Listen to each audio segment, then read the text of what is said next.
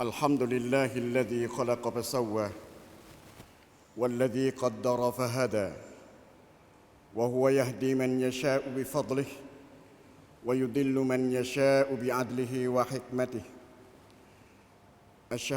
أحمده سبحانه لا راد لأمره ولا معقب لحكمه أشهد أن لا إله إلا الله وحده لا شريك له وأشهد أن محمدًا عبده ورسوله اللهم صل وسلم على عبدك ورسولك محمد وعلى آله وصحبه أما بعد فيا عباد الله أوصيكم وإياي بتقوى الله وطاعته لعلكم ترحمون قال تعالى في محكم كتابه يا أيها الذين آمنوا اتقوا الله ولتنظر نفس ما قدمت لغد واتقوا الله إن الله خبير بما تعملون.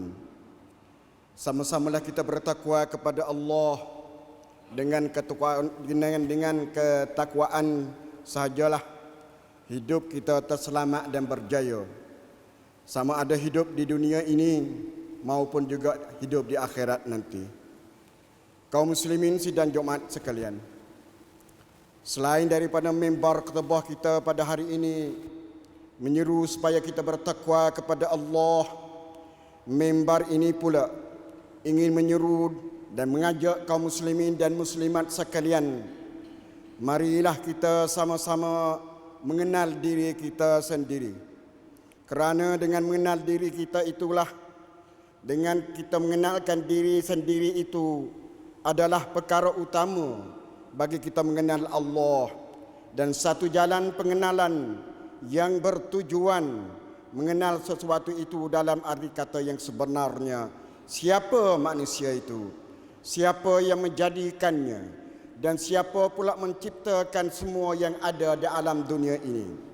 Maka dengan itu, tepatlah apa yang dikatakan, man arafa nafsahu faqad arafa rabbah. Barang siapa mengenal dirinya sendiri, maka dia tetap akan mengenal Tuhannya. Dan Allah Subhanahu wa taala sendiri pun ada berfirman, wa nafsin wa ma sawwaha, dan demi pada diri manusia dan juga kelekapan yang ada pada manusia mengikut keadaannya. Wa ma fa'alhamaha fujuraha wa taqwaha. Maka selepas itu Allah mengilhamkan, Allah memperkenalkan kepada manusia itu jalan yang membawa kepada kejahatan dan juga jalan yang membawa kepada bertakwa atau jalan kebaikan. Kaum muslimin sidang Jumaat yang dirahmati Allah sekalian, kejadian yang paling dekat, kejadian yang paling dekat sekali kepada kita adalah kejadian pada diri kita sendiri.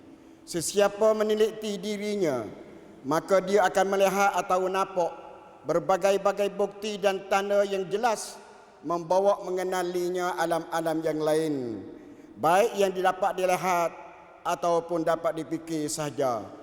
Jika kita mengenali diri kita, maka dengan secara langsungnya akan mendekatkan kita mengenali malaikat dan memahami penciptaan dan juga pentadbiran Allah yang maha kuasa di seluruh dunia ini. Kaum muslimin sidang Jumaat sekalian, setelah kita mengetahui bahawa kita adalah satu kejadian makhluk adalah satu di antara makhluk kejadian Allah, seperti mana kejadian makhluk-makhluk yang lain dijadikan dan diciptakan, tetapi berlainan pula tujuan dan hikmat yang menjadikan manusia itu untuk hidup buat sementara di atas muka bumi Allah ini. Kerana tujuan utama kejadian kita, Allah menjadikan kita ini adalah tujuan untuk memperhambakan diri kita kepada Allah yang Maha Kuasa, mengikut apa yang difirmankan, wa ma khalaqtul jinna wal insa illa liya'budun. Ingatlah saudara-saudara sekalian, aku iaitu Allah. Allah tidak menjadikan jin dan manusia melainkan untuk mereka menyembah dan beribadat kepada Allah sahaja. Manakala cara menambah dan beribadat kita kepada Allah Allah tidak memerintahkan melainkan supaya menyembah kepadanya dengan mengikhlaskan segala ibadat kepadanya.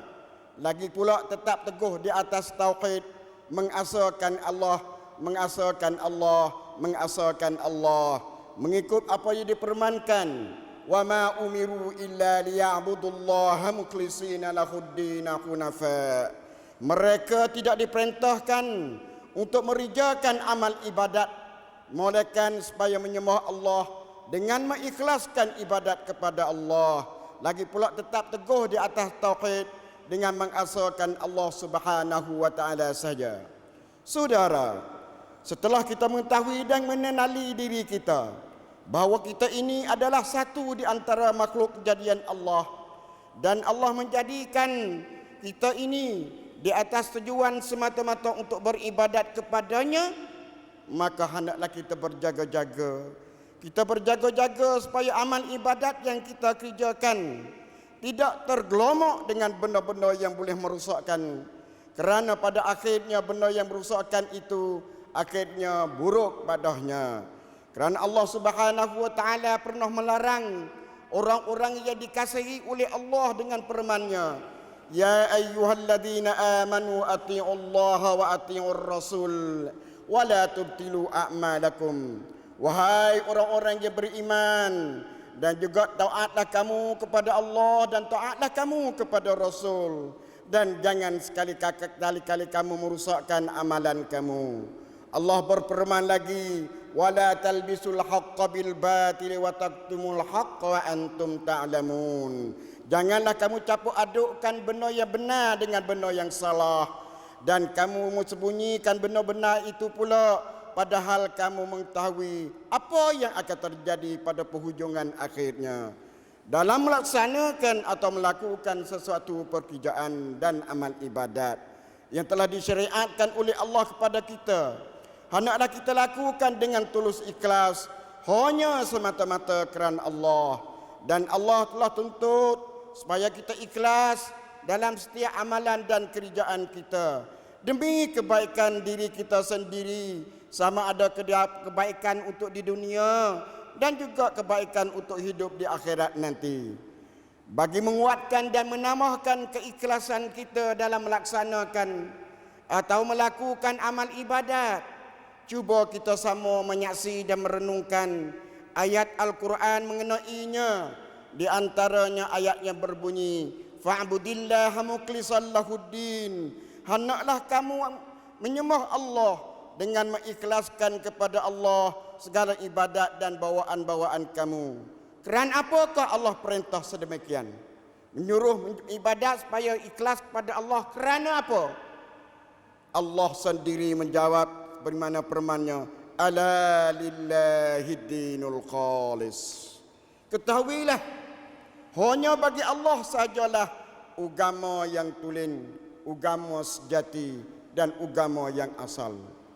Allah Subhanahu wa taala berfirman lagi, qul inni umirtu an a'budallaha mukhlishan lahuddin.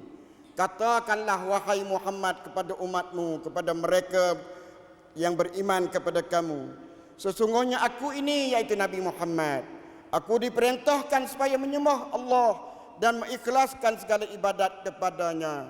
Wa umirtu li an akuna awwalal muslimin, dan aku diperintah juga supaya menjadi orang-orang pertama berserah bulat-bulat kepada Allah Subhanahu wa taala. Qul inni akhafu in asaitu rabbi azab yaumin azim. Katakanlah wahai Muhammad sekali lagi, aku ni takut kepada Allah jika aku menderhaka kepada Tuhanku. Aku takut akan azab hari besar nanti. Aku takut juga tentang soal jawab Allah pada hari kiamat nanti. Saudara kaum muslimin sidang Jumaat, kalau benar-benar kita takut tentang soal jawab Allah pada hari-hari yang besar nanti, yaitu hari kiamat nanti, maka hendaklah kita berpegang teguh dan tetap pendirian kita dengan pesanan Allah kepada Nabi-Nya, sebagaimana berfirman, qulillaha a'bud mukhlishan lahuddin. Katakanlah wahai Muhammad, Allah jua yang aku sembah dan mengikhlaskan amal ibadat dalam agamaku kepadanya. Di sebaliknya, kalaulah kita tidak berpegang teguh kepada Allah dan pendirian kita pula tidak tetap dan hidup kita pula masih degil, masih kerah kepala dan membelakangi pula diri kita dari ajaran Al-Quran, maka relakah atau tidak supaya Allah tujukan kalam Allah dari Al-Quran itu kepada kita seperti mana berbunyi, fa'budu ma syi'tum min dunih qul innal khasirina alladhina khasiru anfusahum wa ahlihim yaumal qiyamah ala dzalika huwal khusranul mubin. Kalau begitu, kalau kamu masih degil lagi, masih kerah kepala lagi, masih tak saya ambil Al-Quran menjadi hukum hakam, menjadi hidup kita di harian, sembahlah kamu yang mana kamu kehendak selain daripada Allah. Katakanlah kepada mereka yang bersifat demikian, sesungguhnya orang-orang yang rugi yang sebenarnya adalah orang yang merugikan diri sendiri dan adik-beradik mereka sendiri pada hari kiamat nanti. Dengan sebab kedegilan, kerah kepala, perbuatan mereka pula, mereka memilih perbuatan yang menjadi kufurkan dan menjadi derhaka kepada Allah. Yang demikian itulah kerugian yang paling jelas dan nyata sekali. Saudara, oleh yang demikian amat-amatilah dalam merjakan amal ibadat yang disyariatkan oleh Allah ke atas kita.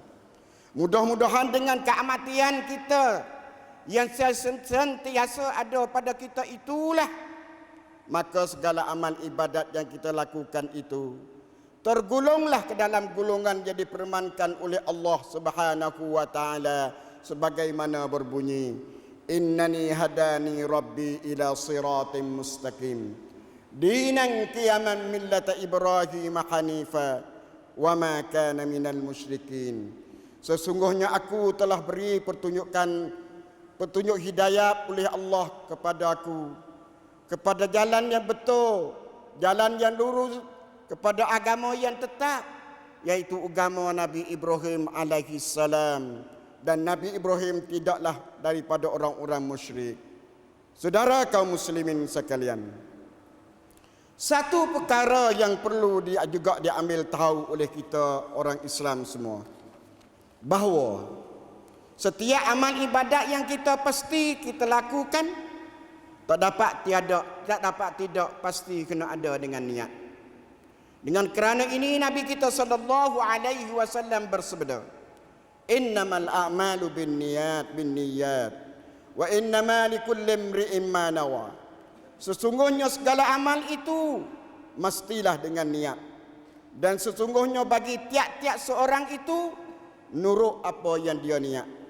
Walaupun demikian, masih terdapat orang awam, orang kebanyakan dari kalangan kita ini belum lagi memahami perbezaan di antara ibadat dengan adat, di antara sunnah dengan sunat, di antara sunnah atau sunat mutatawwi'ah dengan sunat muakkadah, sehingga terdapat dari setengah mereka dari kalangan orang kita datang ke masjid di hari Jumaat, datangnya adalah kerana pakatan, kerana adat.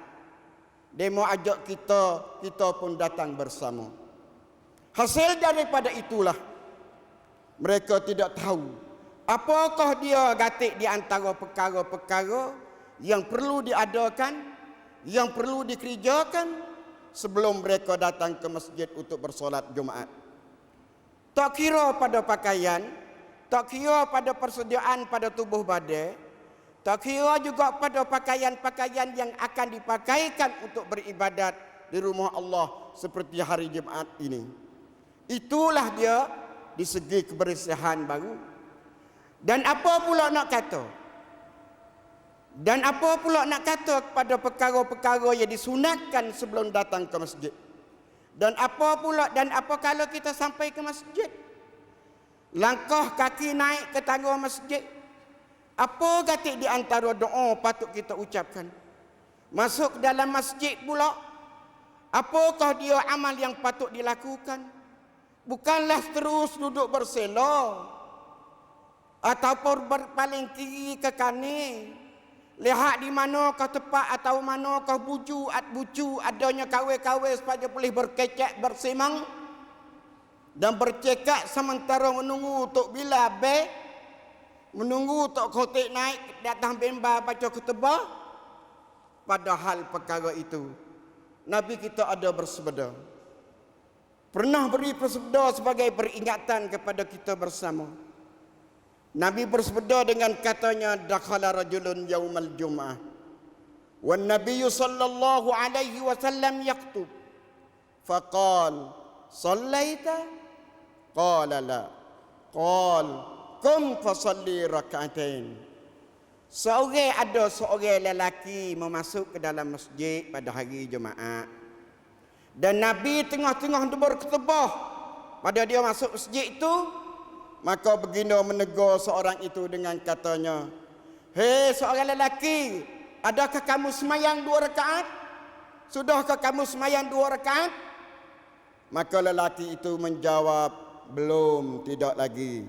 Lalu tu Rasulullah bersabda, bangunlah berdiri, maka semayanglah kamu 2 rakaat.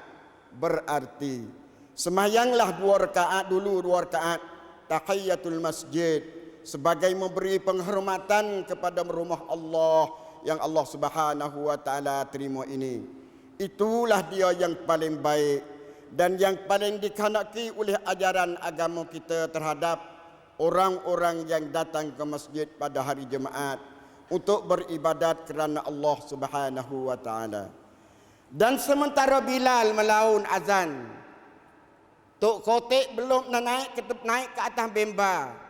Alangkah bertuahnya sebelum tu imam be, sebelum Tok Khotik naik ke atas ketubah baca ketubah ni, alangkah baiknya kalaulah seseorang itu dapat membasahkan 2 bibir mulutnya dengan berzikir mengingati Allah, menggerakkan lidah yang tidak bertulang itu dengan membaca ayat Al-Quran. Manakala semasa khatib berkhutbah pula, sama-samalah kita mendengar, memerhati, memahami apa yang dibacakan oleh Tok Khatib.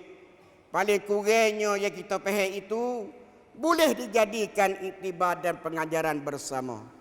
Jangan sekali-kali meluarkan kata-kata keluaran dari mulut walau sepatah sekalipun. Ini adalah dilarangkan oleh Nabi kita dengan sabdanya, idza qulta li sahibika ansit yaumal jum'ati wal imamu yakhtub faqad laghauta. Apabila engkau berkata-kata kepada kawan engkau, orang yang berdekat dengan kita itu kata kepadanya dia pada hari Jumaat seperti hari ini, dan khotib atau imam pun sedang berkhutbah, maka sesungguhnya sesialah, hampalah, rusaklah kita dudukkan kita dalam masjid itu. Sebagai penutup khutbah pertama di hari ini, kalau saudara sidang Jumaat sekalian, kaum muslimin sekalian ingin kepada kelaboe, ingin kepada keberkatan dalam hidup harian, lebih-lebih lagi kelaboan, keberkatan dan kelebihan pada hari Jumaat, sama-samalah kita membanyakkan amal soleh, beristighfar, bertahmid, bertasbih, bertakbir, bertilawatul Quran, dan membanyakkanlah doa kepada Allah Subhanahu wa taala. Lebih lagi doa yang selalu kita ingat, sebagaimana Rabbana atina fid dunya hasanah wa fil akhirati hasanah wa qina azabannar.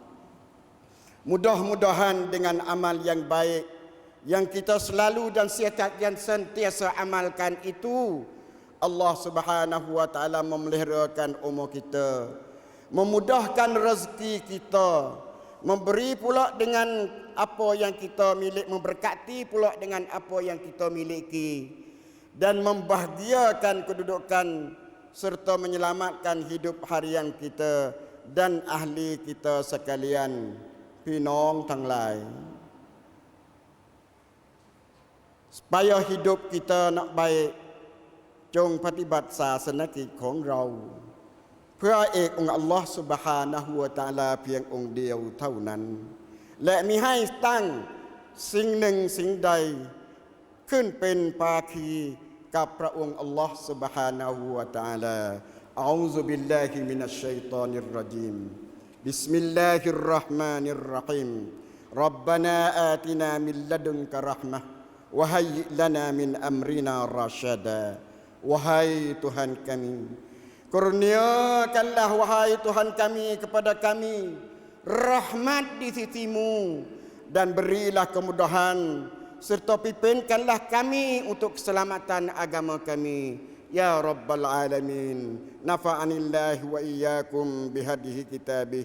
Aqulu qawli hadha wa astaghfirullahal azim al jalil yadhkurkum washkuru ni'amahu wastaghfirullahal azim li wa lakum wa lisairil muslimin min kulli dhanbin fastaghfiruh innahu huwal ghafurur rahim.